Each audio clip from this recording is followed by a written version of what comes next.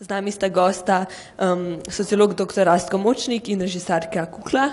Pa bi kar začel. Jaz sem prvo vprašanje prav zate. Glede na to, da ti je Andrea Arnold ena najljubših režiserk, celo najljubša, če bi mogoče povedala kakšne posebnosti njene režije, sploh format pa snemanje, mogoče to, kako izbirala igralce, pa glede na to, da je v bistvu Angležinja in je snemala film o ameriški mladosti, če se opaz, kakšne razlike oziroma koliko pristno jih je predstavila to neko mladostniško generacijo. Okay. Hvala. Pozdrav vsem. Naj sem najprej povem, da nisem tako poznavalka, ampak sem bolj fanica Andreja Arnold. Sem tako, da ne boste mislili, da govorim tako, da sem nekaj zelo zdaj, ampak v bistvu sem jo zelo analizirala. Ampak tako. Ta film ima v bistvu to skupno noto z ostalimi filmi nje, ker tako obravnava neke družbene tematike, ampak jaz mislim, da prvenstveno govori čisto o nekih osebnih zgodbah ljudi. Neke posebnosti njene režije so to, da recimo pač dela večinoma z naturščiki, se pravi z ljudmi, ki so prvič na filmu, ki ponavadi nimajo sploh nobenih izkušenj z igranjem na filmu, ampak jih najde v nekih čistko random situacijah. Naprimer za film Fish Tank je našla svojo glavno junakinjo oziroma igralko tako, da je videla eno punco, ki se krega s svojim fantom. Saša Lane, ki pa je igral v tem filmu, je pa našla tako, da je bila na plaži, ne vem, na tem spring break oddihu, pač na tem nekem žuranju in je rekla za to, pa je ona najprej mislila, da jo kesta zapornič, pa je nekaj odklonila, ampak potem sta se prišli skupaj. Tako da to je ena stvar. Kaj smo še rekli, kaj ste še... Živost kamere je mogoče format, ki je dosti poseben, glede da je kvadrat. Jaz mislim, tako se v bistvu ni pa v vseh filmih tako, ampak jaz mislim, da je ta v bistvu format, ki ga uporabljamo nekako vedno odraz časa, v katerem smo, ker zdaj recimo se vsi pomikamo, zelo veliko filmov, zelo veliko videospotov se pomika k tej kvadratnem formatu, čistko, ker je v bistvu to posledica neke te pač mobilne telefonije, v bistvu, ker si spremljamo stvari preko naših smartfonov, tako da gre zelo skupaj s tehnologijo, ampak vedno je šel format skupaj s tehnologijo, tako kot se je razvijal, kako je šla tehnologija v bistvu naprej. Je pa tu, recimo, pač glede kamere, je tukaj zelo zanimiv, ker je tako kamera v bistvu kar še en mogoče soigralec ali pa nek zelo bližnji opazovalec teh likov, ker smo dejansko pač toliko je zraven in recimo tudi ima zelo tako naravno gibanje, tudi včasih se zatrese, kar je nekako tudi stil dokumentarnega snemanja, s katerim se pač spregleduje tukaj režiserka, ampak v bistvu je tako kamera res kar en dodaten lik, ker v bistvu je oko gledalca in se nam zdi, da smo res v bistvu zelo zraven.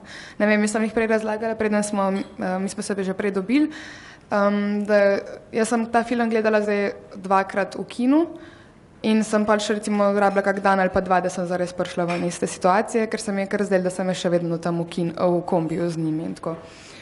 Zdaj, kar si vprašala tega prikaza ameriške kulture, ne? Ona je tako v bistvu delala ta film, da je najprej šla na road trip s temi ljudmi, tako da zelo veliko teh ljudi, ki je noter v filmu, so dejansko ljudje, ki delajo to, se pravi, da prodajajo te naročnine za te revije. Tako da je nekako res dobila dober občutek o tem v življenju. Ampak jaz mislim, da v bistvu ona je človek, ki dela film o človeku.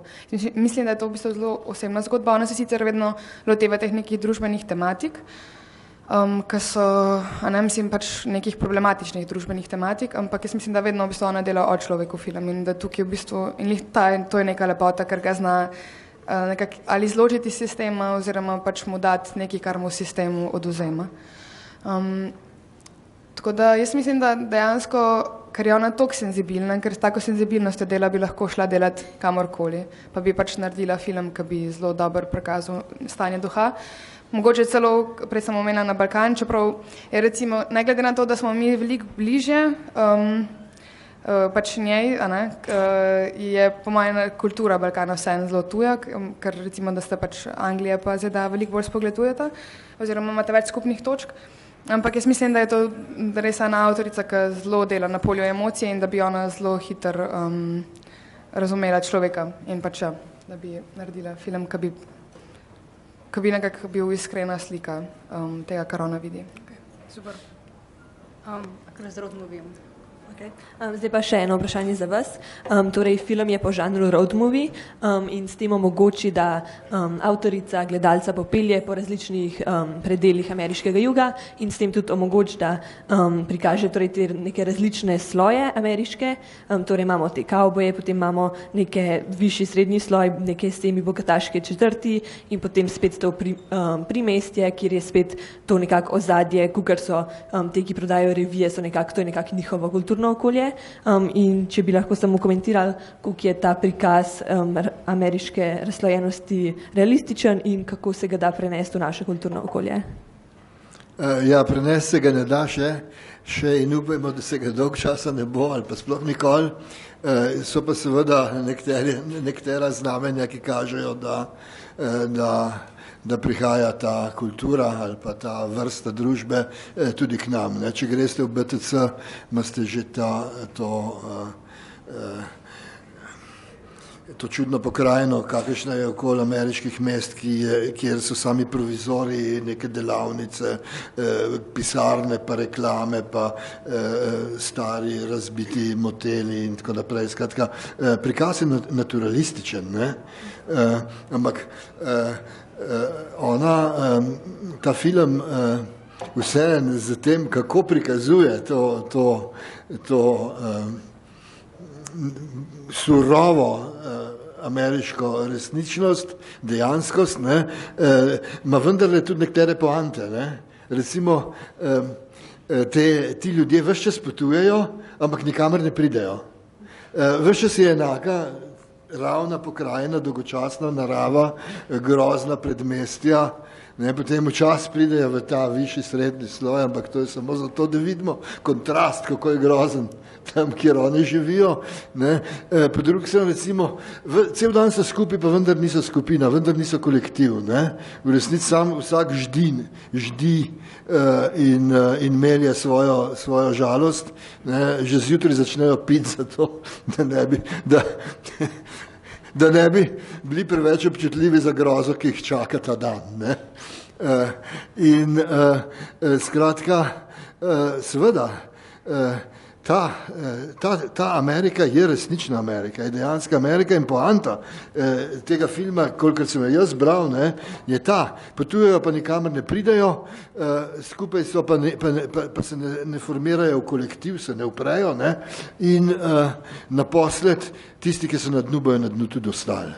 Tako da je kolegica lahko 2 dni bila pod vtisom, ne, ker je res, vtis je močen, ne, vtis, ki ga naredi film, je močan in za nas, ki še nismo popolnoma v tem, čeprav gremo v tej smeri, je to opozorilo. Okay. Hvala. Zdaj v bistvu en poseben aspekt filma je tudi muzika, glasba oziroma playlist, ki so jo prav posebno izbrali. Pa Kukla, če me zanima, kako se ti zdi, kakšen vpliv ima glasba oziroma pomen za te neke marginalne skupine, pa sploh, če bi mogoče lahko povezali to z nekim tem trapom, ki je tudi, to je večino skladb na soundtracku je prav trap in to se kaže v Sloveniji s tem mogoče Meter in poboj, sploh ne vem, kako je Smrt Boga in otrok, no, te neke trap nove skupine. Next. Ne, ja, bom se raje osredotočila na prvo polovico vprašanja. V bistvu, ja, glasba je tle ful velik del, ker se mi zdi, da je glasba zelo velik del najstnika oziroma mladostnika danes pač povsod. Zelo tudi pač verjamem, da v Ameriki enako. In v bistvu večina te glasbe je ta nek trap noter, ker je zelo zanimiv v bistvu, zelo zanimivo ogledalo pač našega časa, ker je na nek način je to zelo, mislim, so neke polemike, jaz ne bi zdaj tukaj polemizirala, kako je to apolitična zvrst ali pa ne, ampak v bistvu to je nekako pač večino, verjetno jo poznate, saj ste sami mladi tukaj. Ja, in pač, poznate, ne vem, no to je glasba, pač dejansko nekako zelo nizkega, mislim, tako, ljudi iz zelo težkih situacij, iz spodnjega pač roba družbe in ki uporabi pač rap za sredstva izražanja, ne? Ampak to so malo drugačni biti, tudi drugačna besedila. Ne vem, če sam primer, pač, ki sem ga že prej omenila, prej, ko smo mi bili na našem pogovoru, je to, da recimo skupina Migos, ki so iz Atlante, ki so živeli v nekem trap houseu, se pravi v hiši, pač, v kateri so delali, v eni sobi so delali muziko, v drugi so delali drogo, pač trije totalno neperspektivni črnci, kar se tiče tako, če pogledamo mi iz stališča današnjega sistema, današnje ureditve, ki so za sloveli s komadom Versace in so pač v tem komadu, ki je trap komad, se samo ponavlja pač beseda Versace in oni jim je s tem rad, ali oni so zdaj ta neki young money ljudje. In to je nekako ena izmed zelo redkih teh zgodb tega I have a dream nasledstva, ne? Tega, da v bistvu ti lahko uratajo, če pa kje pa v Ameriki se lahko uresničijo tvoje sanje. In se mi zdi, da je tukaj zelo velik del, zelo v bistvu na tak način uporabljena ta glasba. Ker gre za neko identifikacijo, ker v bistvu ta glasba je tako, glasba, ki jo tudi jaz poslušam, pa glasba, ki jo poslušajo moji vrstniki, pa zelo veliko ljudi v naši državi. In tudi tudi imamo slovenske avtore, ki se lotevajo nekih teh podobnih smernic. In ta glasba, če ste se kaj osredotočili, pač tako opeva nek superioren položaj v spolnosti ali pa pač neko zelo finančno superiornost, ne? Upeva se te neke stvari, pač to so vse te neke stvari, ki si jih te mladi tukaj želijo. Pač verjetno jih nikoli ne bojo dosegali, ampak pač imajo vsaj to, da lahko sanjajo, ne? To se mi zdi, da to je eno izmed sporočil filma, pač da če ne drugega lahko vsaj sanjaš, kar je zelo žalostno tudi. Ampak zanimivo je tudi, v bistvu, jaz sem prej govorila vam samo o trapu, ampak pa imamo pa te neke country komade, ne, ta American Honey, ki pa zelo nas spet postavijo neko to Ameriko prej, ne. Kar naenkrat vidimo, ne vem, se mi zdi, da nekako ta legacy, kako se že reče legacy? Dediščina. A vidite, kako slabo, ta vpliv Amerike.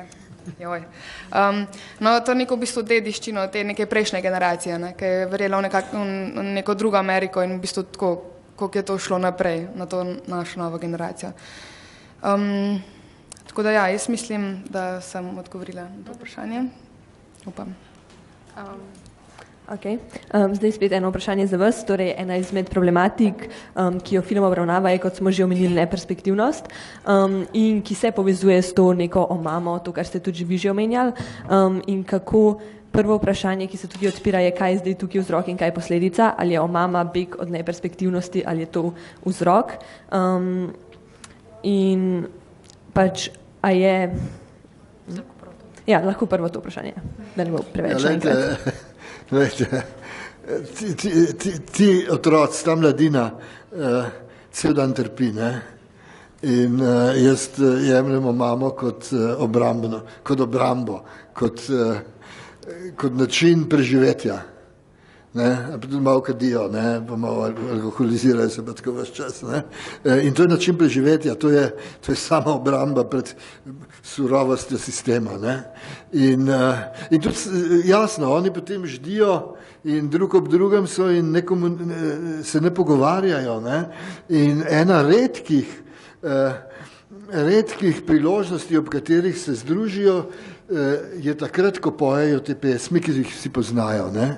Ampak to je tudi žalosten, ker združuje jih nekaj, kar niso oni. Združuje jih komercialna množična kultura, tista, ki prihajajo od zgoraj. Skratka, oni so združeni samo od zgoraj, se pravi znotraj enega sistema, ki jih izkorišča kot delavke in delavce, kot potrošnice in potrošnike, ki poslušajo to muziko, ne? In skratka, to jih sestavlja v nek eksploatiran, v neko skupino, ki je hkrati skupina osamljenih, podrejenih in izkoriščanih ljudi, ne? In ki se niso sposobni sami povezati. Tako da je sicer to samo obramba, hkrati pa samomorilsko, ker oni se ne morejo sestaviti, oni niso solidarni, oni ne nastopijo proti tem samovolji te male male goniteljice sužnjev in suženj. Oni so v takem položaju, da v vsakem trenutku lahko zgubijo posel. Nimajo nobene varnosti pri delu. Ne? In pazite, to je smer, v katero gre Slovenija.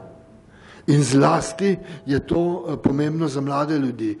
70% mladih med 15 in 24 let, ki delajo danes, 70% jih je v nestalnih oblikah zaposlitve. Se pravi, nimajo vseh pravic in varovalk, ki jih sicer formalno zakonodaja omogoča, ker niso pokriti z delavsko zakonodajo. Skratka, ta del že prihaja k nam. In to so vse simptomi, to so vse posledice tega strašnega pritiska sistema, ki je sistem izkoriščanja, ki more izumljati nove načine eksploatacije, ki so zelo izkoriščanja, ki so zelo skrajni, kakršnih včasih nismo poznali. Zakaj? Zato, ker je kapitalizem v krizi. Zahodnoevropski in ameriški kapitalizem je že 30 let v krizi. In se izmišljuje nove načine, ki za nas, vsaj za starejše, delujejo surovo, grozno. Ker pazite, ko je rekel Martin Luther King, I have a dream. Ni mislil, to jaz sanjam, zato da mi ni treba se soočati s to grozno stvarnostjo. On je rekel, imam sanj, ko bomo vsi enaki. Sanjam o času, ki bo prišel. On je bil siguren, da bo prišel. In jaz sem bil tudi siguren, ker sem bil toliko star, kot te ljudje v tem kombiju, sem mislil, konc je z rasizmom, izbojevali so to, konc je z kolonializmom, takrat smo bili tudi mi del tega sveta, ki se je bojeval proti imperializmu. Zdaj sem pa star, pa vidim, da se vse to vrača. Ja, mislim, da je lih tukaj, ta brutalnost tega, da pač, jaz sem to, nisem jaz to omenila, da jaz mislim, da je tako, ne, sem pač pravim, da to je ostalo od tega, ne? Ne, sem se prav omenila, da je ostala samo taka, neka nostalgija oziroma kulturna forma, ne pa tista angažma, ki je bil zadnji, ker ni sil, ki bi nosile ta upor. Včasih, veste, včasih so bili Black Power, Black Panthers, SNCC je bil neka organizacija z bedastim imenom SNCC, Student Non-Violent Coordinating Committee, pa ni bil non-violent, to je bilo še dodatno, niso bili nenasilni, začeli so kot nenasilni, pa so pa videli, da ne gre. In skratka, so se prav omenili, ker je prišlo do te spremembe, ampak je vsem dobro, da še zmeraj se spominjajo teh časov, ker enkrat se bo treba upreti. Torej, če smo zdaj vzpostavili, da torej Omama nikakor ni primeren odziv na našo neperspektivnost, v čem vi vidite potem ta odpor, po čem naj bi zdaj mi mladi posegali, ki opažamo to svojo neperspektivnost? Ne me narobe razumeti, nisem rekel, da je to neprimeren način reakcije. Če bi bil jaz v tistem kombi, bi tudi zjutraj pil vodko. Tako da ne mislim, da jaz pocen moraliziram, ker nisem v tem položaju. No, to, kar je treba delati, je pa to, kar vi delate. Da se sami organizirate, da se organizirate na robu sistema, da ne pustite šolskemu terorju, da vas popolnoma podredi, da ne pustite temu vsakdanjemu groznemu stresu, ki pridejo testi, pa izpiti, pa šolske naloge, pa skozi se morate loviti za neke ocene, pa vsak zase, pa vsi drug proti drugemu. Treba skupaj stopiti, ampak to je možno samo na robu ali pa celo zunaj sistema. In tako da to, kar delate, je to, kar je treba narediti. Počasi se začne. Ampak kdo kakšno vprašanje že zdaj na tej točki? Prvo, da ste postavili, oba. Zdravo, ni glih vprašanje, ampak sem pripomnil bi glede glasbe, se pravi trap pa to, ampak moram reči, da mene se je pa najbolj dotaknila punk, da se mi je dotaknilo punk besedilo v recitaciji Mehne punčke, ne? I kill children and make their mamas cry. Ne? Se pravi, mogoče bi se mu iz tega lahko tudi potegnili, ne? Da se pravi, trap je živ, ampak tudi punk še ni mrtev. Še eno vprašanje. Ali pa tudi je v bistvu, ne? V bistvu se tako samo oglaša iz groba preko te punčke, ne? Ker dejansko pač ona pač govori nekaj, kar je slišala od svojih staršev, ne? Nekaj pač, kar ne razume, kar sploh ni več prisotno dan danes, ne? Mogoče to, ne vem. Kjera punčka je to? Kaj mama. Tista punčka je najbolj simpatična lik v celem filmu, a ni? Ne? Mene je bila najbolj všeč. Gremo naprej, ne? Kaj se zgodi potem, ko ona odrecitira to pesem, ne? Ta naša, recimo temu do zdaj nek apatična trepovka gre v trgovino in nabavi hrano za to punčko in njeno družino. Ja, to po moje lahko razvijemo tukaj zelo velikenih teorij, ne, pač na različnih slojih. Ja, v različnih nivojih. Možno. Jaz bi imel za profesorja Močnika eno vprašanje. Če jaz prav vem, ste vi tudi nek čas živeli v Ameriki, zdaj pa če vidite mogoče kakšno razliko med Ameriko takrat pa Ameriko, kot je predstavljena v tem filmu? Lejte, jaz sem bil prvič v ZDA leta 1966. In to je bila, to je bil boj proti vojni v Vietnamu, proti Civil Rights Movement, se pravi boj za državljanske pravice črnih državljank in državljanov. Jaz sem šel čez Ameriko, tako kot Kerouac, iz San Francisca do Washingtona smo šli. Ne? Skratka, to so bili neverjetni časi. Ne? Takrat na kampusih je bila čisto posebna atmosfera v teh študentskih univerzitetnih predelih. Danes so ti kampusi geta in rezervati, takrat so pa dihali za okolico, udeleževali smo se demonstracij, celo jaz sem demonstriral, čeprav me to ni veliko štal, ne? Pa študenti so imeli svoje predstavnike v mestnem svetu, pa so se prizadevali za napredno politiko in tako naprej. Pa sem bil pa v Reaganovih časih. Ne, pa nisem bil dolg časa, pa sem prišel pa v Reaganovih časih v sredini 80-ih let in je bila to druga Amerika. To je bila Amerika, ki je bila že razbita, na univerzah je bilo vzdušje grozljivo, vsak zase, pa vsi proti vsem, tako kot pri nas zdaj, no.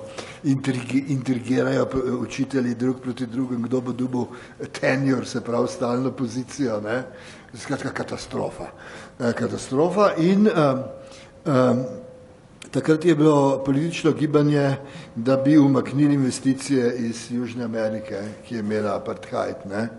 In en majhen del študentk in študentov se temu gibanju pridružil, rekrutirali so še stare aktiviste iz 60-ih let, ampak to ni bilo več tisto množično gibanje, ne.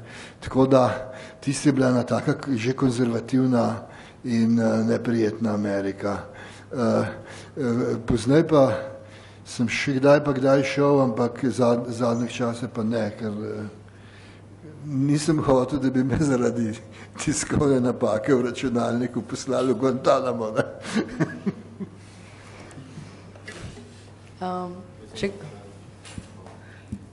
Mene zanima, kako bi v bistvu oba nekako interpretirala zadnjo sceno filma, ko gre ona v vodo in potem skoči ven in vidi tisto kresničko, ki je zelo veliko pozornosti namenjen temu prizoru, pa kaj to pomeni za lik in za zgodbo.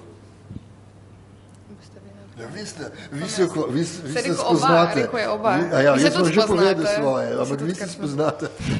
Ja, v bistvu tudi prej smo se pogovarjali o tem, ker pač meni se zdi, da imajo vsi njeni filmi, ne glede na to, koliko ene teme v bistvu pač obravnavajo, da imajo vedno neko svetlo razrešitev.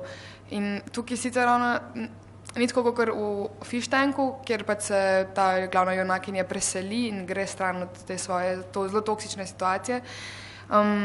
ampak tukaj on vseeno ostane tam, ampak se mi zdi, da gre tle za neko notranjo osebno razrešitev. Ne. Pač ker ona gre v vodo, ki je predstavlja nekaj čisto neznanega, zelo strašljivega, nekaj, kar ona v bistvu niti ne pozna, niti ne obvlada, ne zna plavati. Pa se pa nekako dvigne in ta pač čist mislim, da to je na zelo tak subtilen konec, na zelo subtilni, zelo simbolični ravni deluje ta konec. In pač zame, jer pač, ne, recimo, tle se mi dva razhajava, se mi zdi, ker pač zame je to bil pozitiven konec. Mislim, zdaj se mi je tako, da daje neko upanje za naprej, ne. Ker tudi tako, ker zdi se mi, da se tudi tak pač zgodi sprememba v njej. Ona ni ta neka povprečna najstnica pač iz neke slabe situacije. Ni ona tako, zelo se razlikuje od vseh ljudi na kombiju, a ne? Mislim, ampak vsaj se mi zdi, da se zgodi neka sprememba v njej, ker tudi že tako ona začne pol, mislim, tudi takrat, mogoče se ta sprememba v bistvu zares zgodi takrat, ko jo nekdo vpraša, pač, kaj so njene sanje, kaj bi rada, ne? In pač ta neka njena rešitev te hišice v gozdu, mogoče to pač ta neka nek način organiziranja, nekega upora, ne? Pač to je za njo neka neka alternativna resničnost. Ne? Tako da ja, pač zame osebno, jaz mislim, da to pač je konec, ki daje neko svežo sapo, nek svež veter. Je pozitiven konec. Ja, to razumem, sam zanima me tako nekako, ker se tudi jaz dojel to kresničko kot neko upanje, nekaj pozitivnega, ampak mi ni bilo čisto jasno, na podlagi česa pride to upanje. Razumem, da je to neka notranja odrešitev, ampak na podlagi kjerih izkušenj ali pa kjerega dogodka ali pa kjerih misli ona pride do notranje razrešitve, ker ne glede na to, zgleda, da se ona odločka, da bo tam ostala. Kako imamo pa lahko upanje za njo, če vemo, da bo tam ostala? Zato, ker je se utrnila neka nova uporniška misel, ker ne verjamem, da je to dost, ta njena kresnička v glavi za spremembo. Razumem, ja. Mislim, meni se zdi, ne vem, pač, meni se zdi, da na emocionalni ravni pač ona vsaj nekako naredi neko spremembo, ne. Tudi zaradi tega, to je, mislim, lih to je zanimivo, ker v bistvu se kar nekako ponovi situacija, ne. Pač spet je ta moški pride nazaj, ta njen ljubimec. Vsaj v bistvu spet imajo to neko rajanje, ki se tepajo pa pol neki. Tako, ampak pač ne vem, čist meni se zdi, da na neki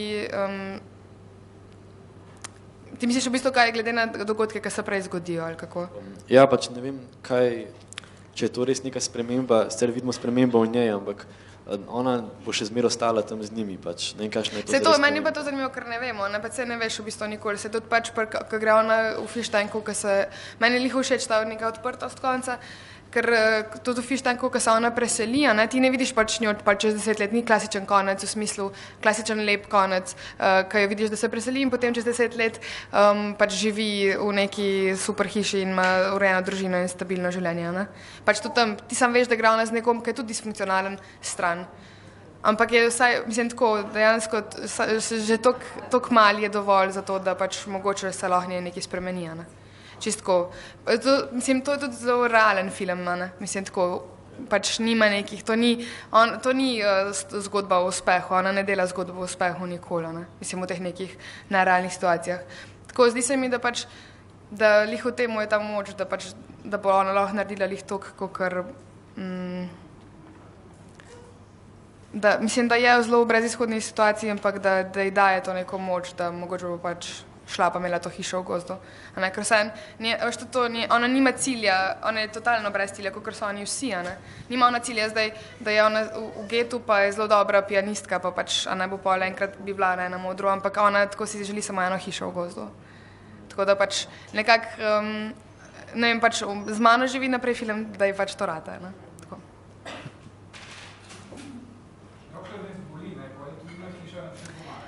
To pa je druga stvar. Imate mogoče vi drugačno interpretacijo? Ja, jaz mislim, da je zadnji prizor izhaja iz tega, da je film treba končati. Ker gledajte, struktura filma je epska. To je niz epizod, od katerih lahko eno dozamete, pa bo stvar še zmerom tekla tako, kot more, ali pa še kakšno dodate, pa bo tudi tekel. To je kot Iliada. A veste, Ahiles je junak in umre, ampak umre kot junak. Se ne spremeni. Odisej je lukav in je zmerom enak. To je epska struktura. Kar je zanimivo, ker pazite, epika je z vrst starinskih, arhaičnih družb. Družb, ki nimajo notranje dinamike, ne? Medtem ko kapitalizem je najbolj dinamična družba v zgodovini človeštva, družba permanentne tehnološke revolucije in nenehnih organizacijskih sprememb, ne? Pa naredi epsko formo, ne? Zakaj? Ker hoče pokazati, da se ne da nič spremeniti, ne? To je pesimističen film. Glejte, glavna junakinja je vse že doživela. Ona je drugačna, kot ste vi pravilno povedali, zato, ker je skrbela za otroke.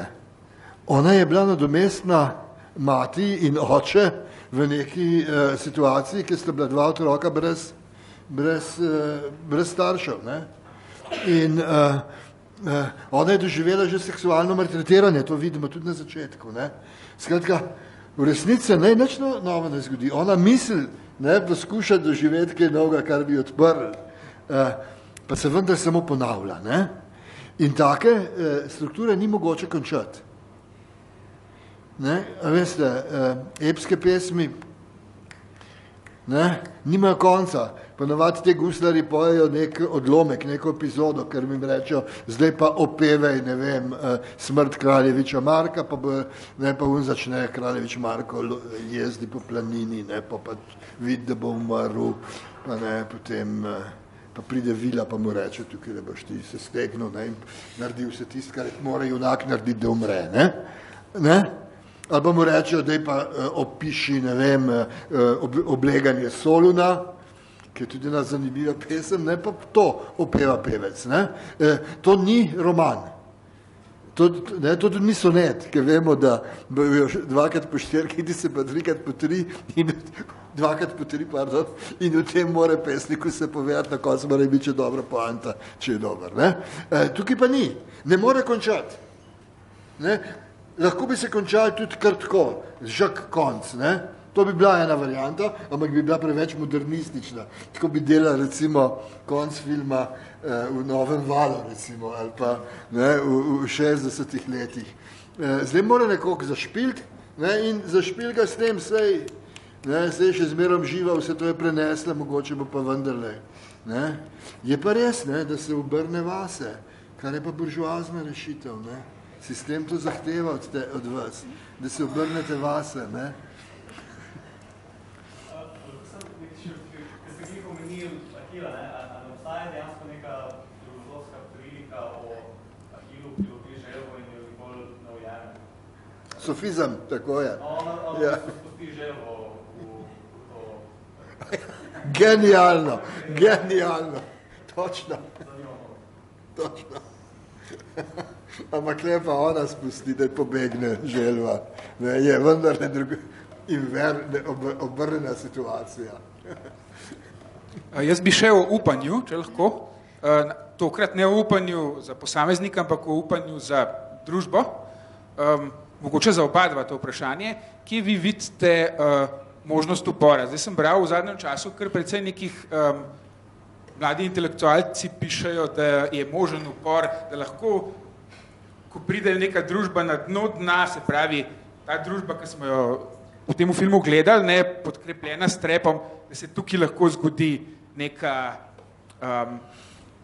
neko opolnomočenje, se pravi, se lahko zgodi na dnu dna, ali se more zgoditi pri nekih, ne vem, mladih intelektualcih, v njih iz kampusov, kje vi vidite, oziroma oba dva, kje vi vidite možnost upora?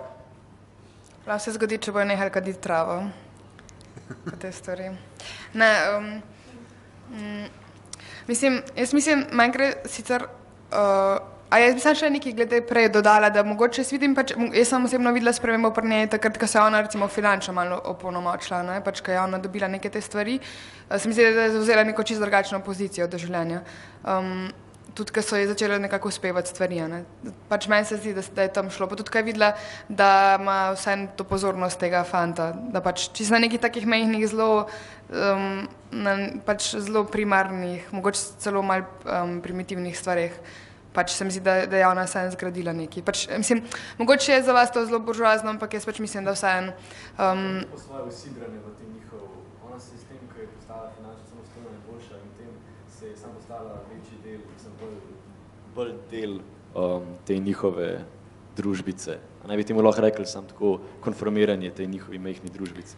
Ja, ne vem, če je zares, zato ker je ona ta denar skrivala. Ne. Zdaj, a veš, verjetno, če bi ja pač tam prišla, pač ne, pa bi bila tisti zmagovalec, bi bila drugača. Ne. Ampak kako je pustimo to, v glavnem, pač meni sicer gre malo na živce to neko romantiziranje družbenega dna, pač zato ker tako, mislim, jaz sem se recimo pri temu filmu ful tega bala, ne, da bo tle šlo, da je zdaj ta režiserka prišla do enih teh ljudi in da bo zdaj naredila tako, jaz res, ker sem najprej videla trailer, pa to sem tako ne, ker sem jaz del tako, da bo izkoristila neko, pač to je danes zelo moderno, to je zelo eksotično, danes vsi delajo filme o pač nekem družbenem dnu ali pa pač o nekih ljudeh iz nekih vasi, pač to je eksotika, to ful se prodaja, to pač vse reklame se bazirajo na temu. In pač me je bilo strah, da bo pač to pač naredila nekako popa, ne. Sicer tukaj se to ni zgodilo, ampak meni se zdi tako, da je težko pričakovati nek upor, nekaj tazga od ljudi, ki jim pač niti ne daš priložnost neke zares dobre izobrazbe, tako da jaz se recimo tukaj tega zelo bojim, da pač ne bo prišlo do tega nekega upora, zato ker dejansko ljudje niti pač niso toliko izobraženi. Pa tukaj izhajam tudi iz tega, da pač sem jaz iz enega zelo majhnega mesta, pa da sem odraščala pač na zelo različnih placih, ki pač so bili zelo deprivilegirani. In govorim čisto iz neke notranje pozicije, da pač tle se jaz tega bojim. Sicer mislim, da je zelo velik potencijala pač povsod, ampak da je zelo velik problem lih pri temu pač izobrazba. Kar se to tiče s trapom, pa to ja, po mojem se ne bo zgodilo, če se bojo ljudje še naprej drogirali, kar je zelo velik del tega. Ampak ja, po moje je pač, mislim, prej smo se pogovarjali, pa je gospod omenil, da je pač to avtonomno združevanje nekako pač vodi, mislim, tako nekako ključ do neke spremembe. Ne. Jaz se nekako strinjam, ampak tudi mogoče zaradi tega, ker sem jaz se nikoli nisem počutila del skupnosti, čeprav po moje vedno si nekako del skupnosti, pa sem pač zato vedno delala čisto vse po svoje, pa zelo malo sredstvi naredila neke stvari in pač zame je bila to moja rešitev in odrešitev. Ne. Tako da jaz mislim, da ta ideja tega nekega združevanja sploh ni zares toliko slaba. Ne. Sam pač se mi zdi, da je zelo lahko verjetno to, da bomo zdaj pač mladi, nas par se bo združili, pa bomo mi za to nekaj naredili, pa ampak potem, ko imamo pa eno generalno sliko ljudi, ki pa ali niso izobraženi, ali pač so deležni neke zelo primitivne pop kulture ali pa nekaj, da je pač to ful težko. Ker lahko je biti pameten pa revolucionaren v mojem mehurčku, ker imam jaz take prijatelje, če pa pač bom šla na ne vem, že v moje domače mesto bom pa težko našla isto misleče, ne. Pa tudi ne vem, zakaj bi jih vedno morala, tudi to je res. Ja, no, zdi se mi tako, da se mora na generalnem nivoju nekaj spremeniti. Velikokrat se lih to daje ful poudarek na individualca, v smislu, a ne zdaj pač dajmo mi reciklirati, s tem bomo rešili planet, ampak jaz ga ne bom, ne, zato ker pač, če bom pač enkrat vrgla eno plastiko nekam, se ne bo nič spremenili zares, ne. Tako da ja, jaz sem zdaj trenutno na tej točki v življenju, ko ne vem, kaj je prava odločitev. Kar se tiče pa tega, po mojem si tudi malo apeliral na to, ker si omenil trap, na ta legit shit, pa na te vse stvari. Jaz bi se osebno malo distancirala od tega, ker razumem, da je kao tle neka logika kao, lahko rečem grdo besedo, razjebati sistem od znotraj, ne? Ampak mislim, ne vem, zanima me, koliko se je dejansko to zgodilo, ne. Tako, ne vem, zdi se mi, da jaz sem človek, ki gleda, jaz tudi mislim, da je film je vedno pač film emocija, ne, in je pač film se tako gleda in dela na ravni čustev, sicer imaš neke družbene tematike, imaš neke pointe, ki jih hočeš pokazati, ampak večinoma delaš film o človeku. In jaz osebno tako gledam tudi na svet, ker pač gledam samo čez svoje oči lahko in jaz mislim, da je tle bolj problem v neki tej človeški psihologiji, da pač enkrat, ko pride človek do neke moči, ne vem, nekako malo pozabi na zelo veliko stvari. Mislim, tudi meni se to da zgodi, ne, verjetno vsakem. Tako da, čeprav, recimo, jaz se pa strinjam tudi s tem, da recimo jaz osebno bi rada bila bolj popa, ne? Pa pač sam ne vem, če mi bo rad, ker ne vem, če sem dovolj pop. Ali zaradi tega, ker pač se mi zdi, da je treba malo vsebine dati, mislim, več vsebine popu, ne? Mogoče je tle ključ. Mogoče, če bi več ljudi z dobro vsebino imeli priložnost delati pop stvari. Odprli ste zelo zapleteno vprašanje. Nasplošno do revolucije ne pride takrat, ko je položaj najbolj grozen. V Franciji je bila velika kriza in lakota zaradi slabih letin žita okoli 1760-1770. Revolucija je izbruhnila, ko je začela iti navzgor. Je pa res, da so jo sprožili. Napad na Bastilijo so sprožili prebivalci predmestja Saint-Antoine, to je tam, kjer je zdaj Opera de Paris. Skratka, so te, ki so bili marginalizirani, revni in divji. Od nekdaj so bili to nevarni razredi. Ne?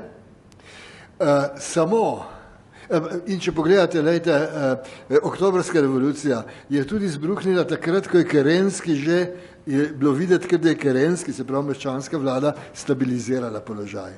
Ne? In potem imate poln paradoksov. Napad na Zimski dvorec je izvršil proletariat v Sankt Peterburgu, ne? Revolucijo so naredili pa kmetje, ker so bili kmetje temeljni izkoriščeni razred v zaostali Rusiji.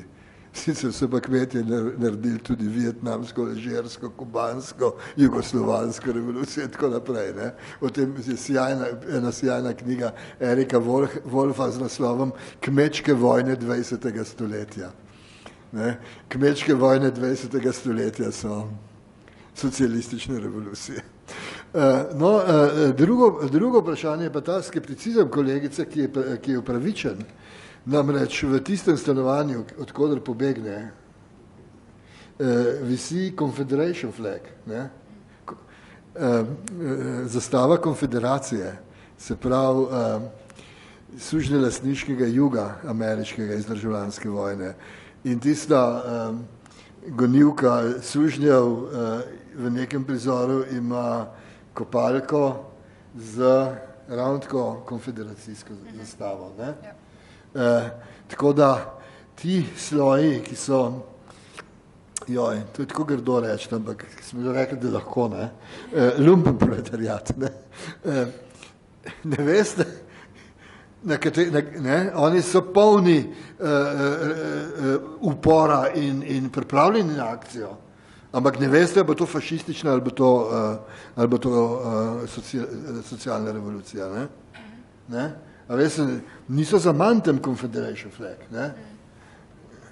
Tako da je stvar je pač kompleksna, po drugi strani zdaj vloga intelektualcev v revoluciji. Pasne, to je zelo ambivalentna zadeva. Res je, da je bil Lenin malo meščan iz province. Res je, da so francosko revolucijo pripravili malo meščanski intelektualci tipa Rousseau, Diderot, D'Alembert in tako naprej. Res je, da je bil Kardel podeželski učitelj. Ne? Skratka, po eni strani je vloga intelektualcev velika, po drugi strani pa če revolucija slučajno zmaga, ne, nas pa Bog varov intelektualcev na oblasti, ne, ker postanejo prva birokracija, ki bo poučevala ljudi, kaj je prav, pa kaj je treba narediti, kaj pa ne. In dobite to, kar čemu se popularno reče stalinizem. Ne. Pa v resnici ni dober, ker en sam človek ne bi mogel tega sranja narediti. Ne. Ne, ampak vloga intelektualcev je zelo dvoumna, je treba paziti. Meni se predvsem zdi tako, prej ste rekli, ja, to revolucijo so naredili kmetje, sam pač nismo imeli smartfonov, nismo pač imeli toliko teh nekih, jaz mislim, da večina teh socialnih omrežij danes je pač neko mašilo. Se jaz ga tudi uporabljam, pa sem pač že skoraj odvisnik od Instagrama, sem pač, tako se mi zdi, da gre ogromno ene pozornosti in časa za to. Pa zdi se mi je tako, ta pesem We Found Love in a Hopeless Place, ki je tam v nakupovalnem centru, to je ta Rihanina pesem, ne vem, obdobje 2010, 2012, 12, nekaj tasga, no. No, se pravi, v bistvu že starejša pesem, ampak se mi zdi, da je to dober prikaz tega časa, v katerem živimo. Sicer nam je podana tako strani pač multizvezde, ki je za njo ena zelo ogromna korporacija, ampak da je to nekak duh časa, v katerem živimo. Pač tako, da lih to, mislim, oni pač tako, če najdeš ljubezen v tem hopeless placeu, da je že to danes velik dosežek, ne vem. Kakor bi rekel moj profesor scenaristika na faksu, Miroslav Mandić, nisem pameten. Tako da, to je to. A imaš še kakšno vprašanje? Mene ena stvar, ki me najbolj tako ne motila, ampak tako zmedla na filmu, je v bistvu ta lik Jakea, tega, ki ga igra Shia LaBeouf, in v bistvu mene zanima od obeh mnenje, kaj je v bistvu njegova vloga ali pa funkcija v zgodbi, ker se mi je zdel tako zelo čuden karakteriziran. Njegov edina, to, kar zvemo o liku, je, da je mogoče malo pametnejši od vseh ostalih, pa sem tok, ne prepeva lih trepa z njimi, ampak dejansko zelo malo pogleda vidimo v njega in ne čist dobro, kaj je njegova vloga, razen pač v ljubezenski zgodbi, plus medem je to, ko on zgine, se mi je zdel, da je mogoče on en tak simbol, kad lahko prideš ven iz tega, ampak na koncu se itak vrne. Zdaj, če je on sam še en znak za to, da ne moreš nikakor pobegati iz te situacije, razumem, ampak je mogoče več za njim, ki ima tudi smisla. Boste se vi prvi, ki sem naprej jaz. Ja, dobre. Da lahko jaz kontriram. Dobre, v redu. Jaz sem ga bral kot enega, ja, kot ste vi rekli, malo pametnejšega, nosi lepo srajco zato, da šarmira bodoče klijente oziroma naročnike in naročnice. Pa se pokaže, da krade. In je to je zelo dobro narejeno. Veste, nekdo, ki izgleda pozitivc, pa malo bolj prijazen, pa hkrati prebrisan, pa se pokaže, da je lopov. A veste, komu pa krade? Ravno tako nekim ljudem, ki so se trudili, da si dobijo tisto hišco in ustvarijo dom in temen medaljon pokaže. A veste, to je zelo tendenčno, pokaže medaljon, se pravi, on jim krade čustva, sentimentalne predmete, ki niso toliko vredni potem, koliko je noč zlata ali pa srebra, ampak potem, koliko aure je vanje naložila ta družina, te starši, ki je otrok noter. Skratka, on je ravno tako ena mizerija in lopov.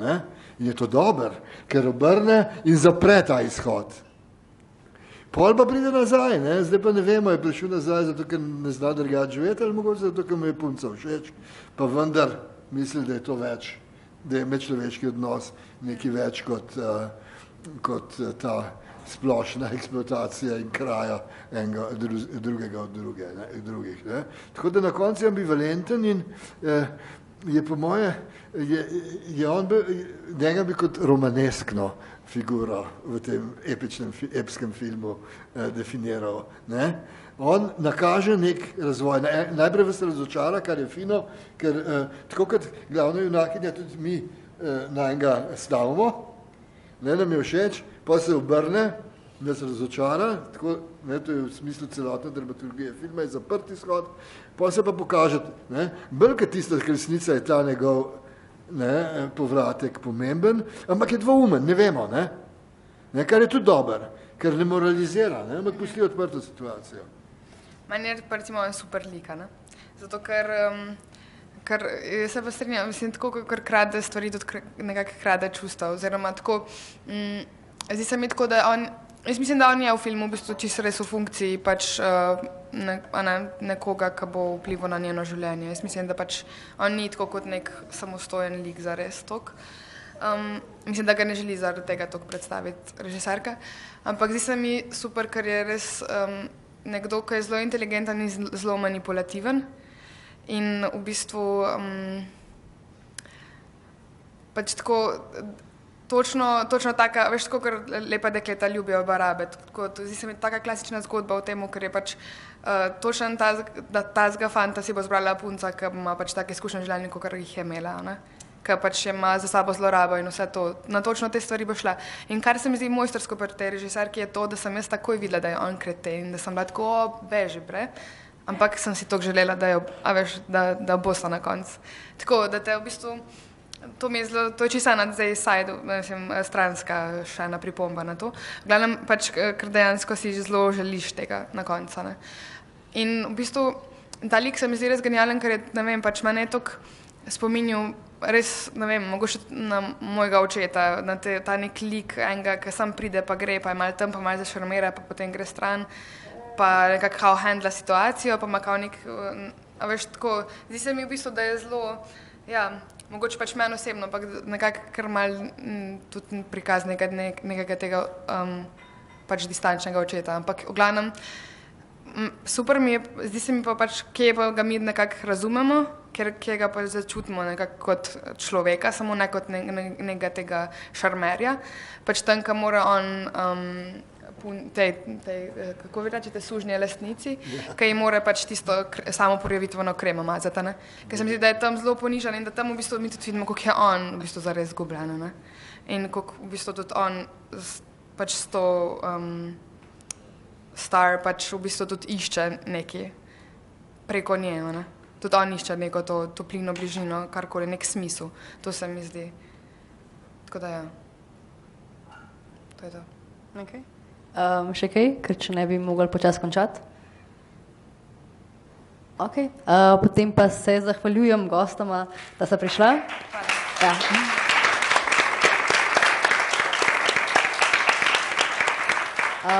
Mi se pa vidimo spet septembra z novimi dogodki in predavanji, tako da, ja, hvala, da ste prišli.